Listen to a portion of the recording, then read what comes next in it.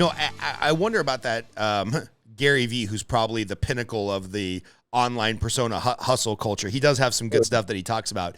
And he talks about business owners having to spend a certain percentage of time in the clouds and in the dirt, right? It's like you got to have the strategic vision. You got to be hiring ahead of demand. You have to understand how the P&L works. But also sometimes as the leader, as the best salesman, you got to go door to door and make those $75 house calls with the grease monkey blowing smoke in your face because you need to grow that residual income, especially in a business like payment processing.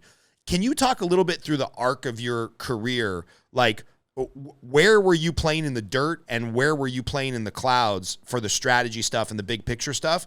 And like, what was that balance for you of like, hey, I still need to know what's going on in the trenches and I still need to know how to push the buttons and make the sales, but also now I've got this big boy company. I'm responsible for plotting the direction of the company because it's kind of weird. In a big, naval ship, you'd never have the captain working down in the reactor room. But as a business owner, you kind of have to do both. It's hard not to almost. I mean, when I was first starting out, it was just me. So I did everything. So for me, by the time it was just kind of one of those things where it was hurry up and wait, and so there's always going to be, business growth isn't linear. It's not a straight, upward trend line. It's, it looks like the stock market of ups and downs, and so you have times where it's like the demand has gotten really crazy, but I don't actually have enough money coming in to hire help yet. So I've just got to work 3 days straight, but it's not forever, right? Because I know this is just a temporary thing because once I get these deals done, I'll have the money to hire somebody to do this work in the future. But you have a lot of these in between moments, so for me personally, by the time the money was there and the growth had happened enough, I had done all the jobs in the business because I didn't have a choice, and so for me, it was I was kind of shocked that I was able to actually take my foot off of the gas, but one thing I think a lot of business owners don't do, one of the things that I've always phrased it as is like, as a business owner, you've got to have the time to work on the business, not in the business. And so when you're first starting out, you've got to do both, so during the day I was working in the business. I was fielding calls. I was responding to emails. I was working in the business. And then at night I would work on the business. So I would do things like work on the website. I would build marketing campaigns. I would plan out like, okay, here's a email sequence of 6 emails that I want to send out, but I have to figure out what, technology program I want to use to even send the emails out. Does it have the capability to send it out in the timing that I want to, and the cadence that I want to, and all this stuff, right? Right.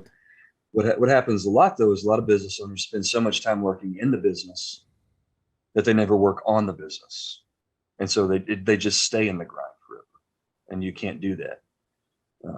And then you've got a bunch of people that don't have experience that they think the whole thing is working on the business and not being willing to get in the dirt and work in the business too. And so I think when you're first starting out, I think it's about 70% working in the business, about 30% working on it. But then as the business grows and you can hire more people to work in the business for you, then that gives you the capacity to take a step back as the visionary, and you can really look ahead to more than just like the step at a time. You can plot your course in a bigger picture, but you've got to create that space to do that by growing revenue. You got to have the money to hire people, period. And that means more than likely, you've got to do the work of making the sale to increase the revenue. And for me, it was beginning to be trendy when I was growing my business to just set it and forget it, and to do like the email marketing campaigns and stuff. And one of the things I recommend to a lot of people is, that's growing a business is a combination of hunting and gathering, and a lot of people just want to do the gathering. They want to throw seeds out there hoping something will grow instead of actually getting down on the ground and hunting something down and going and killing it. A lot of people don't want to do that. So dangerous right now with social media and email marketing and for context, I coach load officers, And I'm always telling them, it's like, hey, by all means, put the post up there on social media, get the email blasts out. Like, you need the brand awareness so people know Scott Groves, Dallas Skinner, name is associated with doing loans. But then you eventually got to pick up the phone and ask for the business, right? You got to build a relationship with the realtor. You got to meet clients. You've got to call past clients and ask them to actually do their loan. Because if not, it's just hiding. You know, it's hiding behind the brand awareness and the marketing, but you're not actually lead generating for things that are going to put dollars in your pocket. What's so dangerous about it is that it's like a treadmill. You know, it feels like you're doing a lot of work, but you're not actually getting anywhere. You wear yourself out.